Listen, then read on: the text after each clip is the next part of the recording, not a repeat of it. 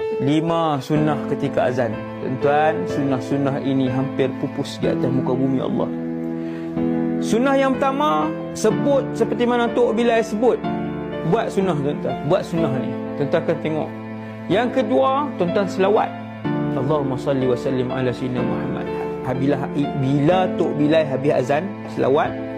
Nabi kata, siapa yang selawat kepada aku sekali, Allah selawat kepadanya 10. Sunnah ketiga, azan. Kemudian Nabi kata apa kat saya kan tuan-tuan? Dengar tuan-tuan, apa Nabi kata kat saya kan tuan-tuan?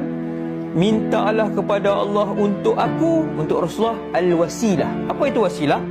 Fa innaha manzilatun fil jannah. Sesungguhnya wasilah itu satu tempat dalam syurga, satu kedudukan di dalam syurga. La tambaghi illa li'abdin min ibadillah, yang hanya layak untuk seorang saja hamba Allah. Wa arju an akuna anahu. Nabi kata, aku harap akulah yang mendapatkan wasilah itu. Tuan-tuan, kita juga mengharapkan Rasulullah yang mendapatkan wasilah itu, sallallahu alaihi wasallam. Sesiapa yang memohon kepada Rasulullah untuk mendapat wasilah, dia layak mendapat syafaat Rasulullah. Tuan-tuan akan ingat ayat ni, saya akan ingat ayat ni. Di padang mahsyar, benda yang paling tuan-tuan tunggu sekali selain daripada keampunan dan rahmat Allah, benda yang paling kita tunggu adalah syafaat Rasulullah sallallahu alaihi wasallam. Sunnah Rasulullah yang keempat ketika azan.